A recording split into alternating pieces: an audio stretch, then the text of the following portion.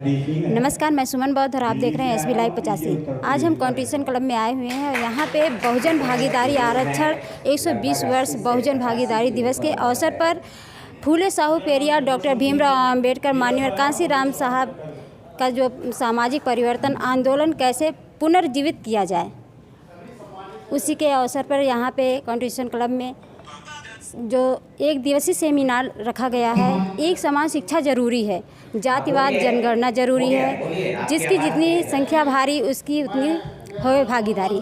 तो ये सब मुद्दे पे यहाँ पे सेमिनार रखा गया है और आप देख सकते हैं यहाँ जो सेमिनार रखा गया है वो माननीय कांशीराम साहब फूले जी पेरियार जो है, इनकी विचारधारा को हम कैसे जन जन तक पहुँचाएँ, इस विषय पे यहाँ पे जो सेमिनार रखा गया है।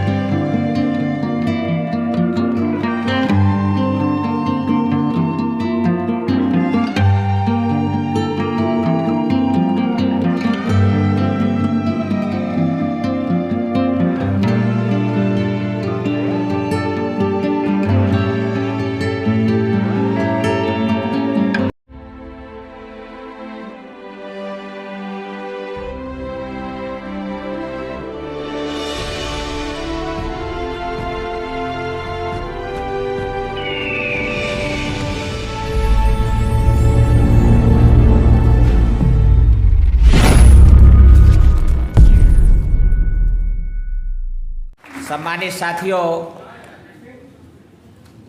कार्यक्रम का माननीय अध्यक्ष जी और मंच पर विराजमान हमारे जस्टिस बी ईश्वरैया साहब, हमारे बामसेफ के पुराने साथी आदरणीय बीएम कामले साहब और नागपुर से ही चल के आए आदरणीय एमटी बोरकर साहब, जनाब खादिम अब्बास साहब और हमारे आदरणीय जस्टिस वीरेंद्र सिंह यादव जी, उपस्थित हमारे सम्मानित विधायक पूर्व विधायक आदरणीय विनोद हरित जी, आदरणीय पूर्व विधायक राम सागर अकेला जी और सभी उपस्थित सम्मानित साथियों, सम्मानित भाइयों, इस कार्यक्रम की इस रूप में आवश्यकता इसलिए पड़ी कि हमें इस बात का शिद्दत से अंतस से अनुभूति है कि हम लोग जो इस देश के जातियों में तोड़े गए लोग हैं, उनको जोड़ने का काम सामाजिक परिवर्तन आंदोलन के महान पुरुषों ने किया है। इस देश में 174 बरस पहले महात्मा ज्योतिराव फुले, जो अति पिछड़े जाति से आते थे, महाराष्ट्र में पढ़ाई के लिए पहला प्रयास किया। उन्होंने अपनी पत्नी माता सावित्रीबाई फुले को पढ़ाया और उनसे कहा, तुम लड़कियों को पढ़ाओ, मैं लड़कों को पढ़ाता हूँ। अंग्रेज का राज था तो ज्योतिराव फुले पढ़ाई लिखाई की शुरुआत करने में कामयाब हुए। राम राज होता तो शायद संभोग की तरीके से गर्दन काट दी जाती। ये अवसर उनको नहीं मिल पाता। छत्रपति साहू महाराजा कोल्हापुर नरेश ने उस मुहिम को आगे बढ़ाया। पेरियार ईबी रामास्वामी नाइकर ने उस मुहिम को पूरे दक्षिण भारत में कन्याकुमारी तक फैलाने का काम किया। आदरणीय नारायणा गुरुजी ने उस आंदोलन को गहराई तक और गहरे अर्थों में जन जन तक फैलाने का काम किया और इस समग्र मुहिम को यूनाइट करते हुए परम पूज्य बाबा साहब अम्बेडकर ने उसको एक सूत्र में पिरोकर और राष्ट्रव्यापी आंदोलन बनाने की कोशिश करते हुए हम देखते हैं। मानवर कांशीराम साहब ने इसको और गहरे अर्थों में विस्तार देने का और जन जन तक फैलाने का मेरी आज भी बहुत सारे पत्रकारों से, मीडिया बंधुओं से, लेखकों से, सामाजिक और राजनीतिक विश्लेषकों से बात होती है तो ये बात स्पष्ट रूप से स्वीकार की जाती है कि गली कूचे का, गांव गली का जितना विराट जनाधार, राष्ट्रव्यापी जनाधार मानवर कांशीराम जी ने बनाया, भारत में कोई दूसरा नेता इतना बड़ा गली कूचे का जनाधार नहीं बना सका। हाँ, मीडिया के प्रोजेक्टर लीडर हुए हैं और भी दूसरे तरीके से प्रपोज किए गए लीडर हुए हैं, पर निर्धनों की ताकत के बल पर अपने पैरों पर खड़े होकर और गांव गली कूचे तक पूरी जिंदगी इसके लिए और मरते दम तक जब उनको ब्रेन स्ट्रोक पड़ा तो उस दिन भी वो गोदावरी जिले में सभा को संबोधित कर रहे थे। तो इसलिए हमारी ऐसी मान्यता है, दृढ़ विश्वास है कि इन महापुरुषों ने जो हमें रास्ता दिया है, महापुरुष बहुत भी हुए हैं, उनके प्रति भी हमारा श्रद्धा है, सम्मान है, आदर है। कोई ज्ञान के क्षेत्र में, विज्ञान के क्षेत्र में, कोई वीरता के क्षेत्र में, पर जो मूल समस्या है इस देश में वर्ण व्यवस्था की, मनोविधान के द्वारा संचालित सामाजिक व्यवस्था जो गैर बराबरी के आधार पर शोषण और जुल्म पर खड़ी है, उसमें बदलाव लाने के लिए हमारी पुकार है, मन से पुकार उठती है।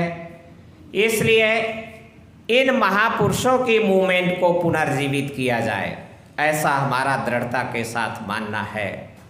जो कि लोकतंत्र तो 8 नवंबर 1930 को प्रथम गोलमेज सम्मेलन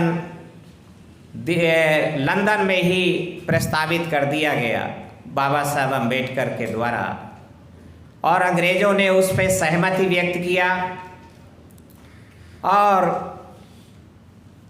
1932 के कम्युनल अवार्ड में उसकी उद्घोषणा भी हमें नज़र आती है। 1935 के सेकेंड इंडिया एक्ट में एक विधिवत तरीके से भारत में लोकतंत्र को विधि मान्यता मिली, स्वीकार्यता मिली, कानूनी दर्जा मिला। 1936 में प्रथम आम चुनाव हो गए, पर उसके बाद बाबा साहब अम्बेडकर ने जिस तरीके से 15 लोग खड़े किए, 13 लोग जीत गए इंडिपेंडेंट लेबर पार्टी के माध्यम से, तो इस देश का जो अल्पजन प्रबुद्ध समाज है, जो शोषक भी है, हमारी समस्या का मूल कारण भी है, उनके कान खड़े हो जाना, उनके पिडुरिया कांप जाना, ये स्वाभाविक ही था और लिहाजा पूरा लोकतंत्र धनतंत्र में बदलने की प्रक्रिया हम देखते हैं कि 1940 के बाद ही प्रारंभ कर दी गई। वोटों की बिकवाली एक तरकीब निकाली गई कि अगर वोट बेचने को लोग तैयार हो जाएं तो चुनाव फिर वोटों से नहीं होगा, नोटों से हो जाएगा। अगर चुनाव वोटों से होता है तो वो जीतेंगे जिनके पास वोट ज़्यादा हैं, जिनके पास जन समर्थन ज़्यादा है। पर अगर चुनाव नोटों से होगा तो वो निश्चित रूप से जीतेंगे जिनके पास नोट ज़्यादा हैं। तो हमारे आपके पास क्या ज़्यादा है, वोट या नोट? हमारे पास वोट ज़्यादा हैं। नहीं, कुछ भाई कह रहे हैं नहीं नोट ज़्यादा है। कितने लोग कह रहे हैं कि नहीं नोट ज़्यादा है हमारे पास? कोई साथी नहीं, डरने की बात नहीं है।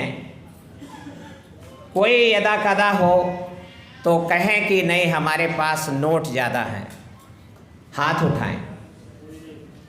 कोई नहीं है जो ये कह सके मजबूती से कि हम नोटों की लड़ाई में हम अल्पजनों को पराजित कर देंगे। आदरणीय जस्टिस साहब के शब्दों में कुलीन तंत्र को पराजित कर देंगे नोट से। कोई ऐसा दावा करता हुआ मुझे आज तक नहीं मिला है। पर हम वोटों से पराजित कर देंगे तो न केवल दावा है बल्कि ये कृतार्थ भी हुआ है, ये करके भी दिखाया गया है।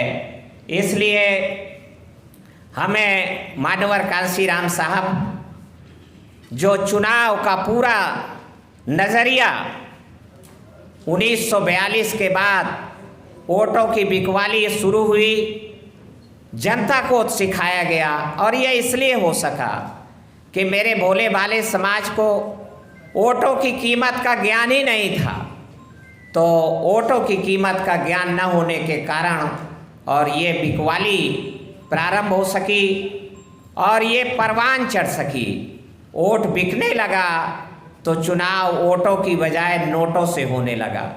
तो स्वयं बाबा साहब अम्बेडकर जो लोकतंत्र के प्रणेता हैं, लोकतंत्र के शिल्पी हैं, लोकतंत्र को भारत में स्थापित करने वाले हैं, वो तक आगे कोई चुनाव नहीं जीत सके।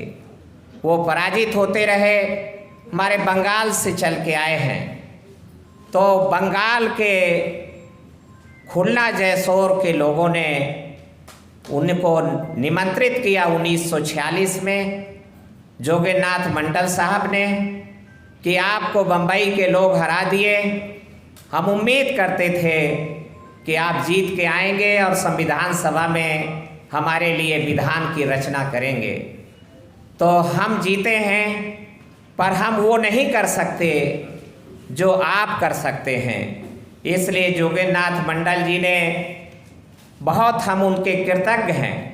पूरा देश का बहुजन समाज आदरणीय जोगेनाथ मंडल जी का आजीवन युगों युगों तक ऋणी रहेगा कि अगर जोगेनाथ मंडल ने सीट नहीं खाली की होती और बाबा साहब अम्बेडकर को खुलना जयसोर से नहीं ले गए होते तो शायद बाबा साहब अम्बेडकर को संविधान सभा में पहुंचने का मौका नहीं मिलता। एक बड़ा त्याग था जोगेनाथ मंडल जी का। तो जोगेनाथ मंडल जी बाबा साहब अम्बेडकर को लेके गए और वहाँ से जिता के भेजा। पर कहते हैं मूड़ मुड़ाते ओले पड़े। बाबा साहब अम्बेडकर जीत के आए और खुलना जयसोर के इलाके को बाजबरिया पाकिस्तान के हवाले कर दिया गया कि ये पाकिस्तान है, पाकिस्तान जाओ। बाबा साहब अम्बेडकर फिर परेशान हुए, पर उनकी अंग्रेज़ों को जो समझाने की क्षमता थी, उनकी जो विद्वता थी, उस विद्वता के कारण उन्होंने उनको समझाया और फिर राज्यसभा की एक सीट पूना से खाली हुई और वहाँ से बाबा साहब अम्बेडकर इलेक्ट होकर संविधान सभा के लिए जीत के आए। तो इस तरीके से मैं आपसे कहना चाहता हूँ कि बाबा साहब अम्बेडकर तक नहीं जीत सके तो मानवर कांशीराम साहब ने 1980 के बाद इस बारे में गहनतम विचार किया कि लोकतंत्र कैसे कामयाब हो सकता है जब इसको नाकामयाब बना दिया गया है। तो उन्होंने गौर किया कि पहली समस्या हमारी कि हम हैं 85% पर 6000 टुकड़े हैं। एक एक टुकड़ा 1% से भी नीचे का है। तो इसलिए अल्पजन जीतता है, हम बहुजन हारते हैं। तो अगर इन टुकड़ों को इकट्ठा कर दिया जाए तो फिर हमारी पराजय विजय में बदल सकती है। तो इसलिए उन्होंने बिखरे हुए टुकड़ों को जोड़ना शुरू किया और इसके लिए मंडल कमीशन रिपोर्ट को लागू कराने का 6 वर्षों तक का निरंतर चलने वाला आंदोलन 1984 से प्रारंभ हुआ। 1984 में मंडल रिपोर्ट लागू करो वरना कुर्सी खाली करो, पिछड़े वर्गों को आंदोलन देना होगा। ये रणनीति, ये वो कामयाबी जो ये आंदोलन 6 चरणों में चल कर के कामयाब हुआ और मंडल रिपोर्ट 7 अगस्त 90 को लागू हुई। तो उसमें बड़े पैमाने पर, मैं यहाँ पर हमारे पिछड़े वर्ग के भाई काफ़ी संख्या में आए हैं, उनका हम स्वागत करते हैं। पर मैं भी ये जानना चाहता हूँ कि क्या आंदोलन के रूप में प्रेस बयान बहुत लोगों के हुए, पर क्या आंदोलन के रूप में सड़क पर निकल करके उस दौर के नेताओं ने या पार्लियामेंट के अंदर क्या मंडल रिपोर्ट के लिए आवाज़ बुलंद की गई? मुझे कोई नज़र नहीं आता है। मुझे मानवर कांशीराम साहब ने बताया कि आदरणीय चंद्रजीत यादव से कहा, निवेदन किया गया कि आप इसको उठाइए, लागू कीजिए। तो उन्होंने कहा कि हमारा टिकट कट जाएगा। ये टिकट ऐसी मजबूरी हमारी गले की फांस बन गई कि उसके कारण, और टिकट छापने की सारी मशीनें उनके पास हैं, तो इसलिए टिकट छापने की एक नई मशीन तैयार की गई। और नई मशीन जो टिकट छापने की आई तो संसद के अंदर संघर्ष हुआ और संसद के बाहर हम उसमें शरीक रहे उस आंदोलन का साझीदार होने के नाते। तो प्रथम चरण में आरक्षण समर्थक संगोष्ठियाँ, दूसरे चरण में आरक्षण समर्थक साइकिल रैलियाँ, तीसरे चरण में आरक्षण समर्थक क्षेत्रीय सम्मेलन, 52,000 की रैली, 52,000 की थैली, और उसके बाद ये संसद के अंदर जो बहुजन समाज पार्टी के टिकट पर सांसद जीते तो मानवर कांशीराम जी के निर्देश पर वो वहाँ पर अब मुंह खोला और 14 अप्रैल 90 से 31 मई 90 तक 48 दिन का लगातार चलने वाला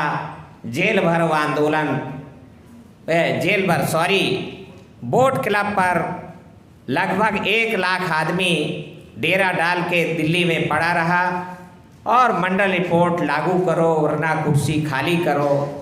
हम सुनी सुनाई पढ़ी लिखी बात नहीं, हम साझीदार होने के नाते मैं गवाही देता हूँ कि उस आंदोलन में हमारे आदरणीय लालमणि प्रसाद जी पूर्व सांसद पहुँचे हैं और मैं उनसे विनती करूँगा, वो बहुजन सेवा पार्टी के राष्ट्रीय अध्यक्ष भी हैं, तो आएँ और स्थान भी ग्रहण करें। काफ़ी मैं ध्यान नहीं दे पाया, उनका ताली बजा के हम लोग स्वागत करते हैं।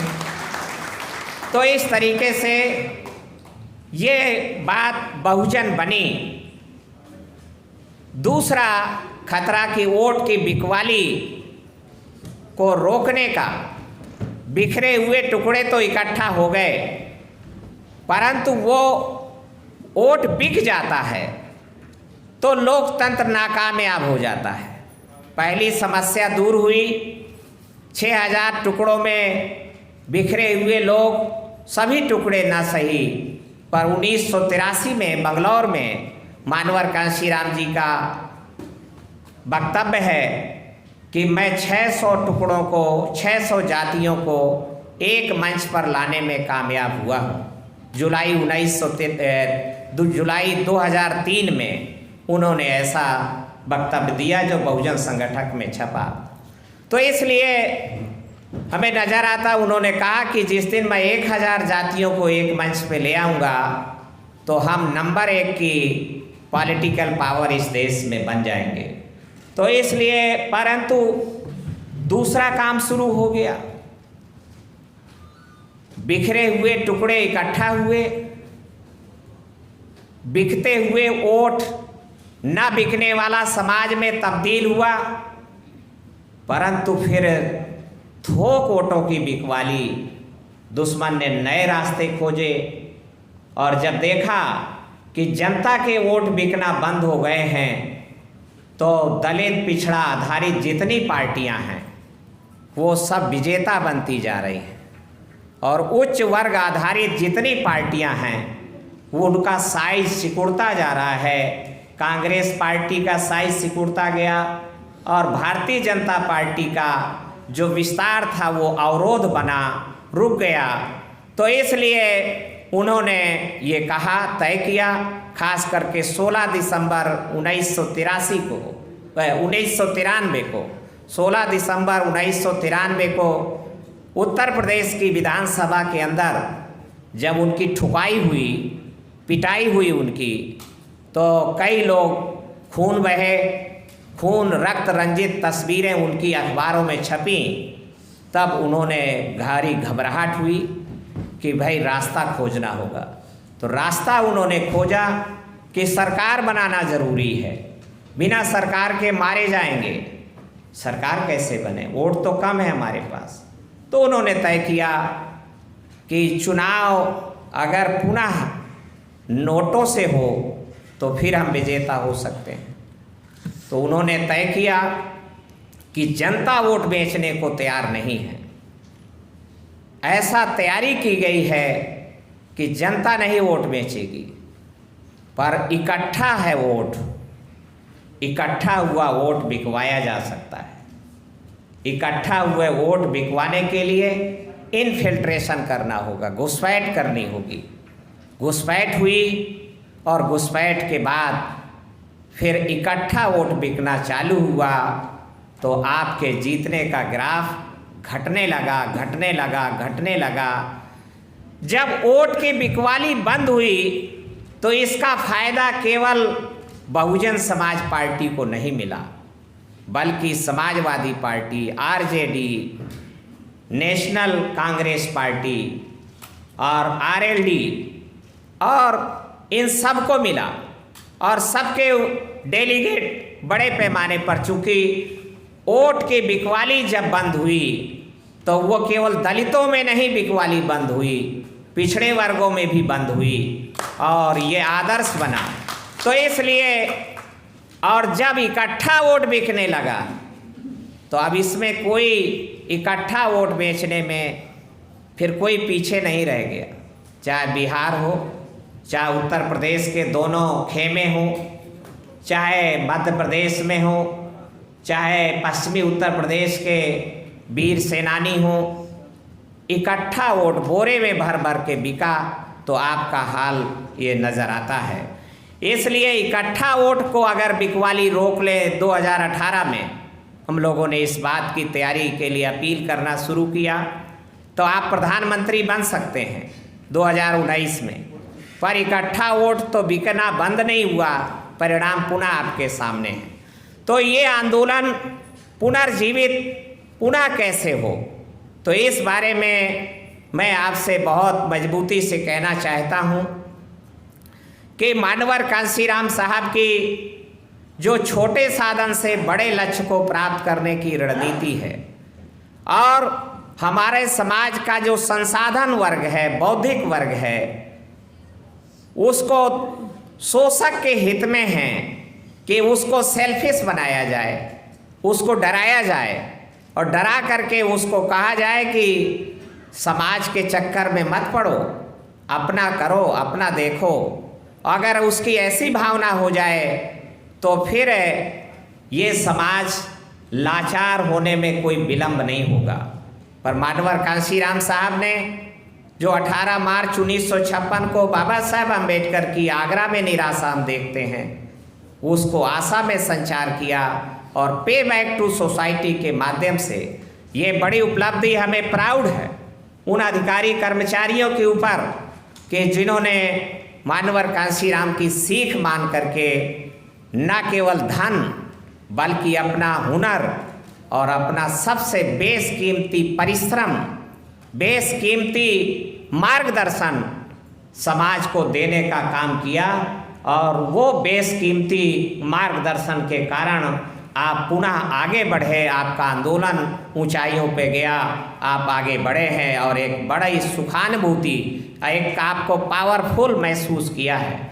इसलिए हम ये आपसे क्या आह्वान करना चाहता हूँ कि छोटे साधन से बड़े लक्ष्य को प्राप्त करने की जो ये सीमित साधन की नीति है, ये बहुत ही कारगर है। और उस नीति के कारण ही उत्तर प्रदेश में 1 सैकड़ा से ऊपर लोग जीत करके विधानसभा लोकसभा में पहुँचे हैं, मजदूरों के बेटे, बिना पैसे के बल पर और परिश्रम बल पर। और उसका एक उदाहरण मैं दद्दू प्रसाद आपके सामने गवाही देने के लिए खड़ा हूँ।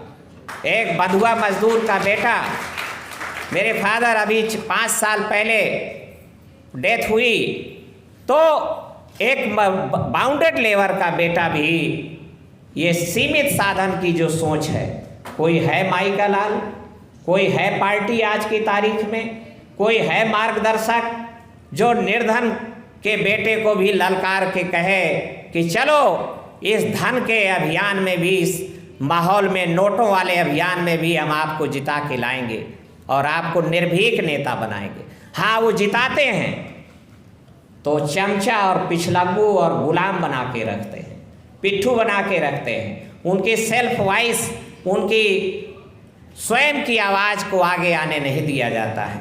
इसलिए पर मानवर कांशीराम साहब वो महान शख्सियत हैं जिन्होंने महापुरुषों के सपने को साकार किया है। जो महापुरुष आप तस्वीरों में देख रहे हैं, इन सब के सपने को उन्होंने कंक्लूड किया, इकट्ठा किया, संग्रहित किया और उनको कामयाब बनाने का अभियान चलाया। हमारी दिली ख्वाहिश है कि छोटे साधनों से जो मुझे नज़र आता है, जो मानवर कांशीराम साहब ने किया, हमने उनसे कहा कि साहब आप छोटे साधन की बात करते हैं, निर्धन के पास तो साधन ही नहीं, ना छोटा ना बड़ा। तो उनका अच्छा, तो उन्होंने कहा 2 पैर तो हैं तुम्हारे पास, अब पैर मैं कहाँ चुरा ले जाता, मैं बहानेबाज आदमी, मक्कार, कामचोर आदमी मैं, तो मैं पैर कहाँ चुरा ले जाता। पैर तो उनके सामने थे, तो मुझे कहना पड़ा कि हाँ साहब पैर तो हैं, पर पैर से क्या होगा। तो उन्होंने कहा कि पैर से पदयात्रा हो जाती है, पैदल चल दिए 30-30 किलोमीटर प्रतिदिन उन्होंने पैदल चल करके और अपने मिशन को जन जन तक फैलाने का काम किया। तो हम जैसे निकम्मे भी प्रभावित हो गए उससे, हम जैसे नालायक भी उनसे प्रभावित हो गए। फिर उन्होंने कहा कि भाई पैर भर थोड़ी है, बिना डीजल पेट्रोल के चलने वाली 2 पहिए का साधन भी आ गया है तुम्हारे पास, घर घर पहुंच चुका है, साइकिल नाम है उसका। तो हमें कहा साइकिल से कहीं राजनीति होती है, साइकिल से आप भी कह सकते हैं। इस हाल में मौजूद शायद आधे से ज़्यादा लोग कहेंगे कि हाँ साइकिल से कहीं सत्ता प्राप्त की जा सकती है। क्या बकवास भूल भुलैया की बातें कर रहे हो। पर मानवर कांशीराम जी ने 40 दिन का टूर प्रोग्राम बनाया, 4200 किलोमीटर साइकिल पे चल के, जिसमें आज 2-3 महानुभूति यहाँ बैठी हैं जो साइकिल पे चल करके, हम लोग तो खैर बुंदेलखंड में ही हजारों किलोमीटर साइकिल से घूमे, इलाहाबाद तक गए, पर माननीय MT बोरकर साहब, खादिम अब्बास साहब, आदरणीय बाबू रामाधीन जी, ये वो शख्सियत हैं जो उनके साथ साइकिलों से हजारों किलोमीटर तक गए और उनका साथ दिया। फिर अपने इलाके में आकर के वो जो सीखा, उस सीख को जन जन तक फैलाने का काम किया। तो हजारों हम जैसे निकम्मे और नालायक भी लायक बन गए, निकम्मे पौरुषे बन गए, कामगार बन गए और ये आंदोलन फलीभूत हो सका। तीसरा उन्होंने कहा कि अभी आपके पास और भी साधन है। हम कहा और क्या है साहब, कहा 2 हाथ है तुम्हारे पास। तो हम कहा 2 हाथ से क्या होगा, तो उन्होंने इलाहाबाद के तेज बहादुर सप्रू मार्ग 4 नंबर बंगला में हम थे, तो नील घोरी डब्बे में ब्रश उठाया और नील से लिख दिया, वोट हमारा राज तुम्हारा, नहीं चलेगा नहीं चलेगा। 85 पर 15 का राज नहीं चलेगा नहीं चलेगा लिख दिया और कहा कि हाथ से हाथी बन जाता है, हाथ से लिखा जा सकता है। जांजगीर का चुनाव, इलाहाबाद का चुनाव उन्होंने छोटे साधनों का अभिनव प्रयोग किया और कामयाब बनाया। फिर उन्होंने कहा कि अभी और हैं, मैं चुप नहीं गए हैं तुम्हें लगता है कि तुम्हारे पास कोई साधन नहीं है, पर बड़े साधन हैं। हम कहा और क्या है? कहा वोट के साथ नोट मांगो, जिससे वोट मांगो उसी से नोट मांगो।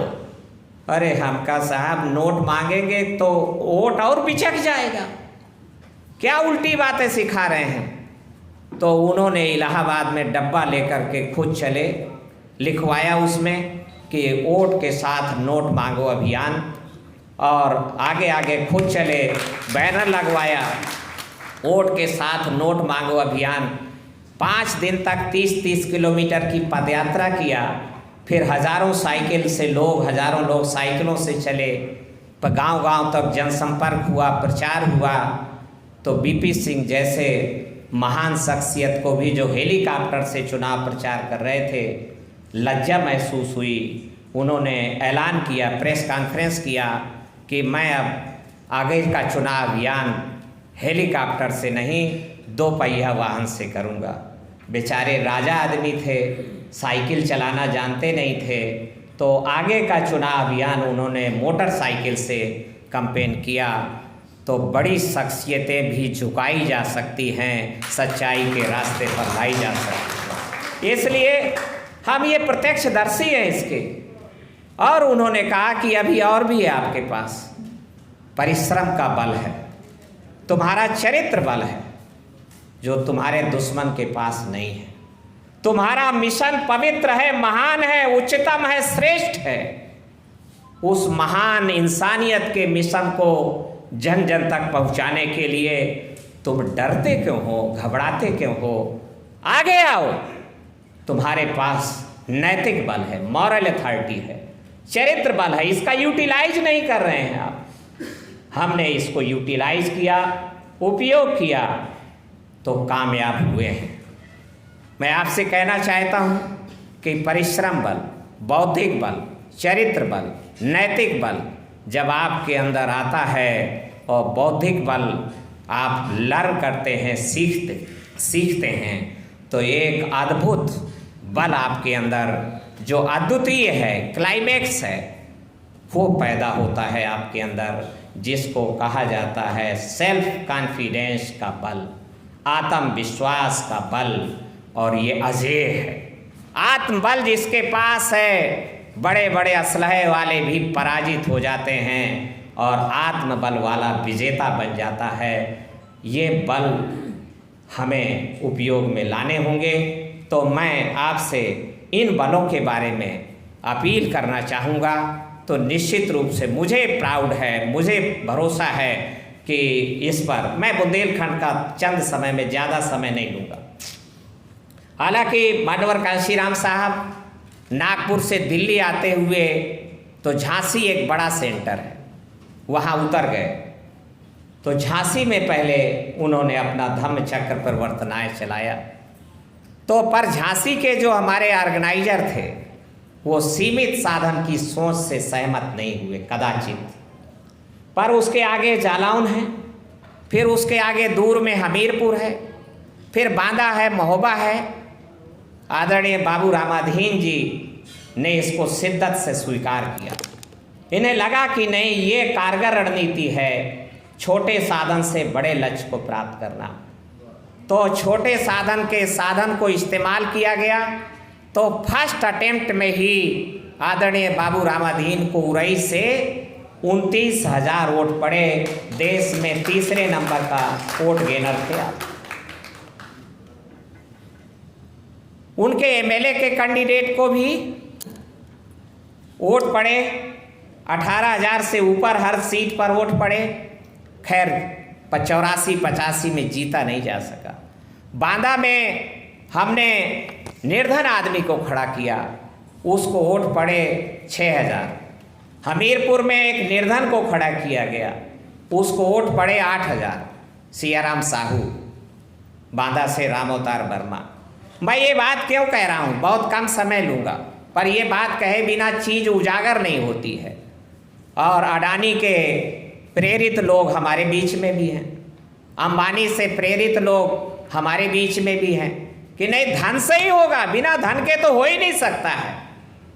तो झांसी के हमारे संगठनकर्ताओं ने ये बात नहीं स्वीकार की, तो वो धनवान तलाशे। धनवान झांसी में नई नवेली पार्टी को कोई मिला नहीं चुनाव लड़ने के लिए, तो बेचारे ललितपुर गए, वहाँ भी कोई नहीं मिला, दुत्कार के भगा दिए गए, नहीं जाओ, हम तुम्हारी नई निखट्टू पार्टी से क्यों चुनाव लड़े। तो बेचारे एक दूर के गांव मदनपुर में गए। कुशाभाऊ ठाकरे से अपमानित आदमी वो वहाँ मिले, मदनपुर का जमींदार दीवान रघुनाथ सिंह लोधी, एमएलए रह चुके आरएसएस जनसंघ से 1967 में।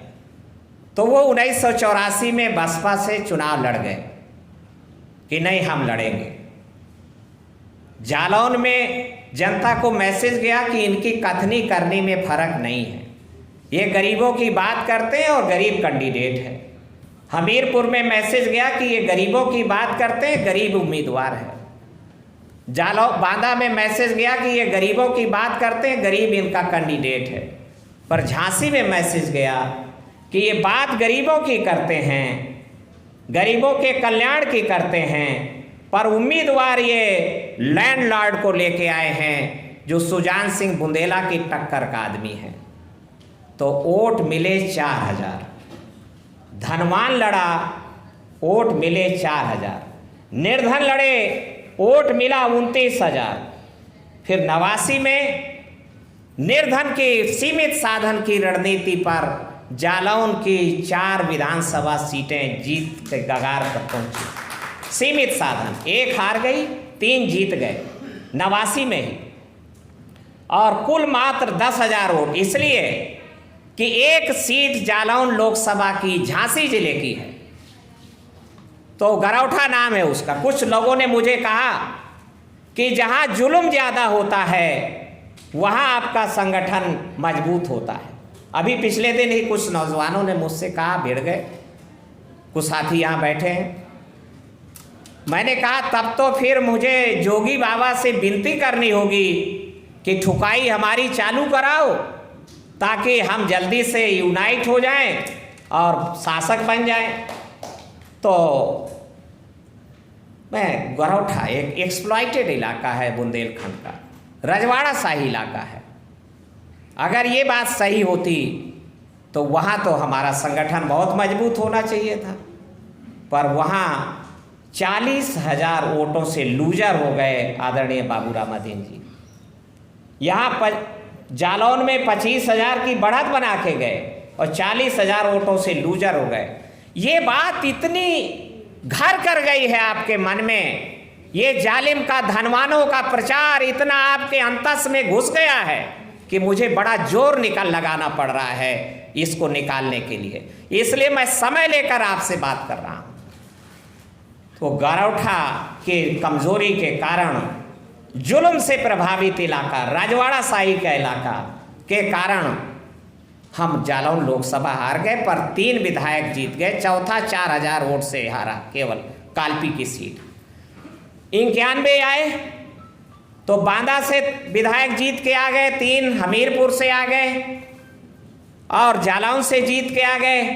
झांसी ललितपुर जिसने कहा कि नहीं धनवान ही जीतेगा, नहीं जीता एक भी। फिर 93 में गठबंधन हो गया, बड़ा मजबूत गठबंधन, तो जालौन की सभी सीटें जीत गई, हमीरपुर की सीटें जीत गई, बांदा की जीत गई, झांसी ललितपुर एक भी नहीं जीता। ना केवल बसपा बल्कि सपा भी नहीं जीती, क्योंकि धनवान की सोच थी। इसलिए मैं आपसे कहना चाहता हूं मेरे बहुजन भाइयों, धनवानों के धन का सहारा लेकर, धनवानों के बल पर, धनवानों को जिताकर, धनवानों को परास्त करके जो भी हुकूमत बनेगी वो धनवानों के ही काम आएगी, निर्धनों के काम नहीं आएगी। इसलिए मानवर कांशीराम जी ने हमें रास्ता दिया कि निर्धनों की छोटे साधनों का बड़े पैमाने पर इस्तेमाल करके, निर्धन की साइकिल, निर्धन के वोट के साथ नोट मांगो अभियान, निर्धन की वॉल राइटिंग, निर्धन का परिश्रम बल, निर्धन का चरित्र बल, निर्धन का नैतिक बल, निर्धन का अपना आत्मविश्वास को साथ लेकर के जो भी हम छोटी सी पावर बनाएंगे, अनिवार्य रूप से वो निर्धनों के ही काम आएगी, सामाजिक बदलाव के काम आएगी, धनवानों के काम नहीं आएगी। 1993, 95, 97 की हनक के पीछे एक कारण है कि जो आपके एमएलए जीत के आए वो निर्धन बैकग्राउंड के जीत के आए, गरीबों के झोपड़ी से निकल के जीत के आए। इसलिए उन्होंने डट करके उस नीतियों के लिए बल दिया, ताकत सामाजिक बदलाव के लिए काम किया, और वो परिणाम उसकी याद अभी भी 2009 में माननीय विधायक जी बैठे हैं तो भिड़ गए मुख्यमंत्री से कि आप 95 और 97 जैसी सरकार चला दो तो हम आपको 2012 में फिर मुख्यमंत्री बना लेंगे। ये विनोद हरित जी बैठे हैं आगे, यही बोले ललकार के। माननीय अकेला जी बड़े अनुशासित आदमी हैं, तो ये बेचारे जार जार करके रोए कि आज हमारा अनुशासन टूट गया, आज हमारे नेता के सामने ये बात विरोध कर दिया गया। पर ये बात कही गई 95 97 क्यों? क्योंकि वो निर्धन लोग, झोपड़ी के लोग, गरीबों के घर के लोग निकल के आए थे 93 में, और 97 के चुनाव में उन्होंने एक आवाज़ दी, ताकत दी। इसलिए मैं आपसे कहना चाहता हूँ कि ये जो छलावा है मनुवादी ताकतों के, ब्राह्मणवादी ताकतों के द्वारा फैलाया गया दिग्भ्रम है, ये जो कुहासा है, इसने आपको घेर लिया, ठीक वैसे ही घेर लिया जैसे 1956 के बाद आरपीआई के नेताओं को घेर लिया गया कि अम्बेडकरवाद सोच बहुत अच्छी है पर कामयाब नहीं हो सकती है। अरे जब अम्बेडकर नहीं कामयाब हो सके तो आप कैसे कामयाब हो पाएंगे? आप अम्बेडकर से बड़े नेता हैं? नहीं साहब, हम उनके बड़े नेता तो नहीं हैं, तो फिर आप नहीं जीत सकते हैं, कामयाब हो सकत नहीं। अम्बेडकर की सोच जो जानवी है पर कामयाब नहीं हो सकती है। ये मानवर कांशीराम साहब बहुत परेशान रहे, आज फिर यही विचार आपके मन में घर कर गया है कि बिना धन के नहीं जीत सकते। इसलिए नए लोग लीडरशिप भी हमारी तैयार हो रही है, तो वो भी धनवानों के चंगुल में जाके फंस रही है। नई लीडरशिप जो निकल के आ रही है वो भी धनवानों के चंगुल में, धन के बिना काम नहीं होगा, धन के बिना काम नहीं होगा, और धन लेंगे। मैं खुद 25 करोड़ रुपया चुनाव में खर्चा करूं, जज साहब के पास परसों बैठा था तो मैं 25 करोड़ कहा तो हंसने लगे। उन्होंने कहा कि मेरे आंध्रा में तो 50 करोड़ एक असेंबली की सीट पे खर्चा होता है, आप 25 करोड़ की बात कर रहे हैं। तो ये अगर हम इतना लगाएंगे तो फिर वो 500 करोड़ वसूलने में लगेंगे, तो फिर भ्रष्टाचार को बढ़ावा मिलेगा, महंगाई को बढ़ावा मिलेगा। इसलिए मेरे भाइयों, हमने ये तय किया है कि मानवर कांशीराम जी की सोच को पुनर्जीवित किया जाए और मानवर कांशीराम जी का सामाजिक परिवर्तन, आर्थिक मुक्ति आंदोलन को पुनर्जीवित किया जाए। Number 1, struggle for self respect. तो दुश्मन प्रथम सामाजिक बदलाव का मुख्य द्वार है ये, पर मेन गेट बंद करने की कोशिश हुई, शिक्षा का दरवाज़ा बंद करने की कोशिश हुई है। आप इसको समझ पा रहे हो, देख पा रहे हो, ना देख पा रहे हो, पर मैं देख पा रहा हूँ। बुनियादी शिक्षा आपकी पूरे देश में कोलैप्स कर दी गई है, ध्वस्त है पूरे देश में। मेरे अनेक शिक्षकों से बात होती है, अनेक लोगों से बात होती है, वो कह रहे हैं। और जब बुनियादी शिक्षा आपकी ध्वस्त हुई है तो माध्यमिक शिक्षा भी पैरालाइज हो गई है, लकवा मार गया उसको। और अब ग्रेस मार्क देने पड़ रहे हैं। क्या कारण है? मानव संसाधन विकास मंत्रालय को ऑर्डर जारी करना पड़ा प्रत्येक स्कूल के अध्यापक के पास कि कक्षा 1 से लेकर 8वीं तक किसी को भी फेल ना किया जाए, कक्षोन्नति दे दी जाए, बिना परीक्षा के पास कर दिया जाए, परीक्षा में फेल भी हो जाए तो भी कक्षोन्नति दे दी जाए। जबकि आप यहाँ जो हाल में बैठे हैं, अधिकांश लोग प्राइमरी का बोर्ड और मिडिल का बोर्ड पास करके आए हैं आप, पर आज तो वो सब खत्म है। इसलिए बुनियादी शिक्षा मिड डे मील के बहाने से ध्वस्त कर दी गई है। परीक्षा अपने बच्चों के लिए, वो शिक्षा के लिए नए स्कूल खोल दिए। Jawahar Navodaya Vidyalaya, convent school, public school, Montessori school, केंद्रीय विद्यालय खुल गए हैं। तो संविधान के अनुच्छेद 21 का फंडामेंटल राइट, मूल अधिकार, बाबा साहब अम्बेडकर ने लिखा, मेरे हौसले को बढ़ाया। उसमें मुझे पढ़ने को मिला कि 6 साल से 14 साल तक के उम्र के सभी बालकों को निःशुल्क, अनिवार्य और एक समान शिक्षा देने का प्रबंध सरकार करे। पर सरकार ने तो स्वयं, जिन लोगों ने मनुस्मृति के द्वारा हमें पढ़ाई से रोका, उनकी औलादें हमें कैसे पढ़ने देंगी? जबकि पढ़ाई स्वाभिमान का, आज़ादी का द्वार है। शिक्षा का मेन गेट बंद करने की कोशिश हुई है। इसलिए जब हमने देखा कि परीक्षा एक समान है तो शिक्षा भी एक समान होनी चाहिए। जब अमीर का बच्चा उसको क्वालिफाई कर जाता है, सारे उसमें वो आगे बढ़ जाते हैं, गरीब का बच्चा रह जाता है। तो जब परीक्षा देश में एक समान है तो बाबा साहब अम्बेडकर ने कहा कि 14 साल तक संविधान में लिखा कि शिक्षा भी एक समान हो, तो आवाज़ आई कि वन नेशन वन एजुकेशन, अफसर हो या मजदूर किसान, सबकी शिक्षा हो एक समान। और गरीबों की पढ़ाई के लिए अगर आप नहीं लड़ सकते हैं तो गरीब आपको प्रधानी का, जिला पंचायत का, विधायक का चुनाव क्यों जिताए? गरीब आपके लिए क्यों काम करे?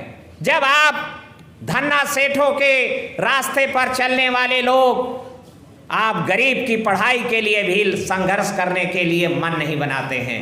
इसलिए हमें लड़ना होगा। सामाजिक परिवर्तन मिशन ने प्रमुख एजेंडा तय किया है कि इसको आपके सहयोग से, आपकी मदद से हम गांव गली का आंदोलन बनाने की कोशिश करें और इसमें बड़े बड़े आंदोलन चलाएं। जाति आधारित जनगणना प्रमुख मुद्दा है हमारी। जब सबकी जाति आधारित जनगणना हो रही है, हिंदुओं की, सिखों की, मुस्लिम की, जैन की, बुद्धिस्ट की, पारसी की जनगणना धर्मानुसार हो रही है, अनुसूचित जातियों की जनगणना हो रही है, तो फिर हमारी पिछड़े वर्गों की जाति आधारित जनगणना क्यों नहीं?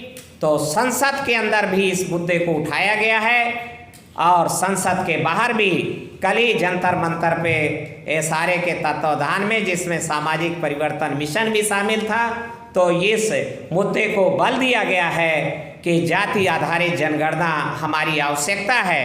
जब पिछड़ों की गिनती नहीं होगी तो उनकी नीतियों को कैसे, उनके लिए योजनाएं कैसे बनेंगी, उनका आरक्षण का हिस्सा कैसे निर्धारित होगा? इसलिए मंडल कमीशन रिपोर्ट ने कतई नहीं कहा कि 27% आरक्षण दिया जाए। तो जाति आधारित जनगणना हमारी प्रमुख ये मुद्दा है।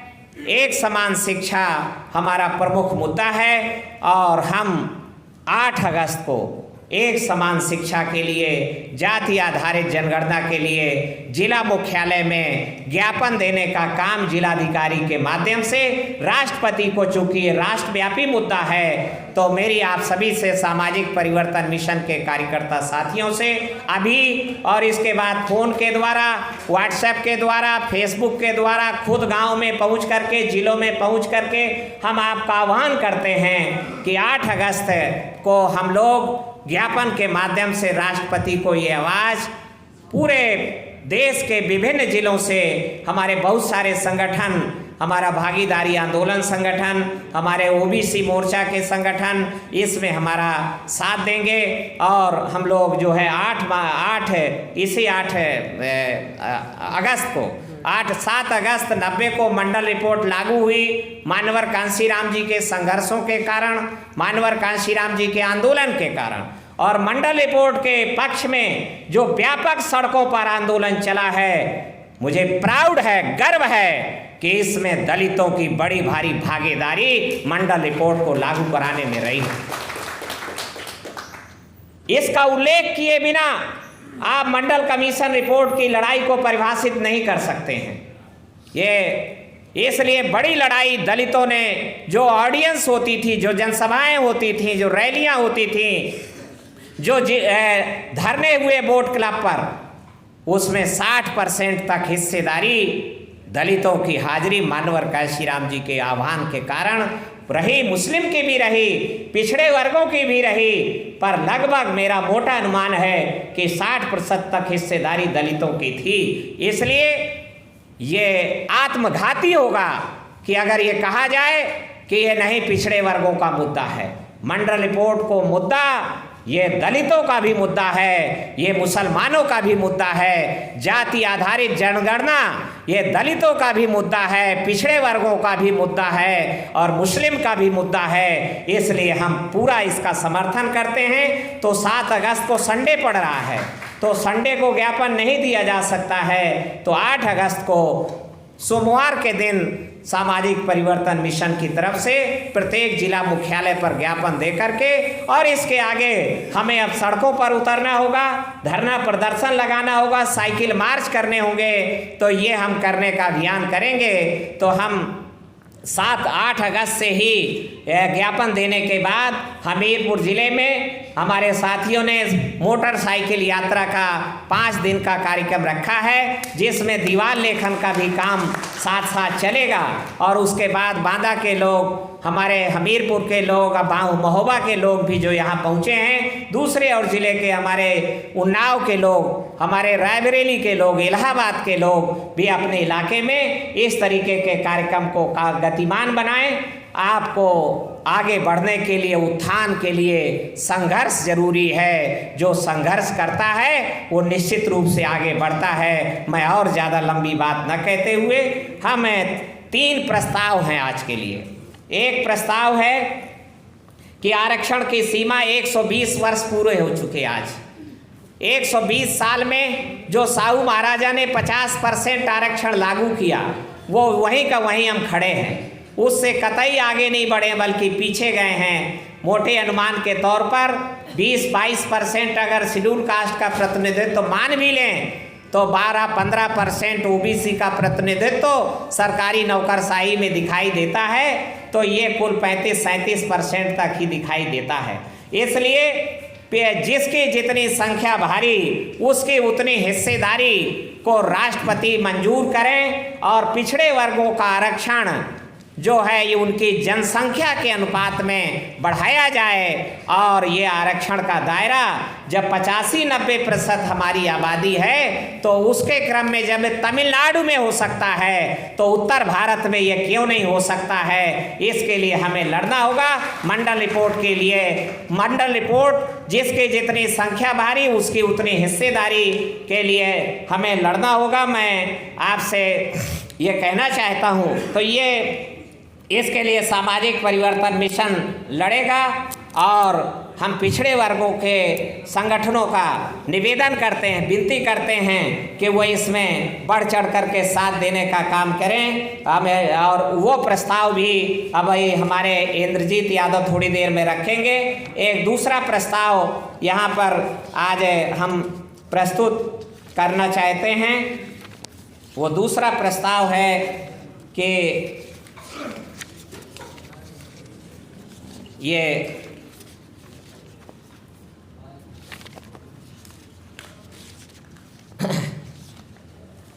26 जुलाई को संविधान के अनुच्छेद 4, ये अच्छा इस पे रखें, इसका एक समान शिक्षा के लिए, एक समान शिक्षा के लिए ये प्रस्ताव अभी आएगा। और उसके बाद ये जाति आधारित जनगणना के लिए आज प्रस्ताव आएगा। हम चाहते हैं कि ग्रुप लीडरशिप को हम आगे बढ़ाएं। पीछे हो चुका है, इसलिए नेत्रपाल ब्रजवासी जी ने जो बात कही, मैं उसकी माफ़ी चाहते हुए कि हीरो वर्शिप ने हमारा बहुत नुकसान किया है। आगे के लिए हमें ग्रुप लीडरशिप को आगे लेकर के चलना होगा, ऐसी हमारी दृढ़ता से राय है। इसलिए हमें ग्रुप लीडरशिप को आगे ला कर के नया विकल्प अगर हमें देना है तो ग्रुप लीडरशिप के लिए हमें अपने आप को तैयार करना होगा।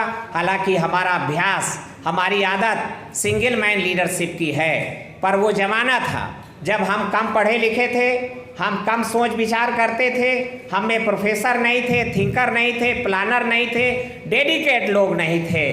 पर आज जब हमारे समाज में प्रोफेसर बहुत हो चुके हैं, हमारे पास समाज में प्लानर भी हैं, थिंकर भी हैं, सैकड़ों की तादाद में हैं, तो हमें वो वक्त आ गया है कि ग्रुप लीडरशिप के फायदे हैं कि काम शिथिल जरूर होता है पर ये परफेक्ट रहता है, ये बात बनी रहती है। सिंगल मैन लीडरशिप के ये नुकसान हैं कि अगर मूवमेंट को हाईजैक करना है, मूवमेंट को विखंडित करना है, तो एक आदमी को खरीद लो, एक आदमी को डरा दो, सीबीआई का धमकी दे दो, ईडी का धमकी दे दो और एक आदमी को लालच में फंसा दो, तो वो पूरा का पूरा आंदोलन आपका ध्वस्त हो जाता है। तो इसलिए आगे के लिए हमें ग्रुप लीडरशिप को लेकर के आगे आना होगा। ऐसा हम दूसरे से केवल कथनी में नहीं, हम करके दिखाएं अपने आप में। इसलिए मैं ऐसा प्रस्ताव भी, ये आपके अंत में लास्ट में एक प्रस्ताव ही आएगा। मैं और ज़्यादा लंबी बात न कहते हुए, आप सब ने मेरी बात को सुना, मुझे खुद लग रहा है कि थोड़ा समय ज़्यादा ले गया, पर बात इतनी ज़रूरी थी कि बिना स्पष्ट किए बात उजागर नहीं होती थी, अंतस में नहीं जाती थी। इसलिए मैंने कुछ समय लेकर के आपसे गुस्ताखी किया। गुस्ताखी के लिए माफ़ी चाहते हुए मैं अपनी बात समाप्त कर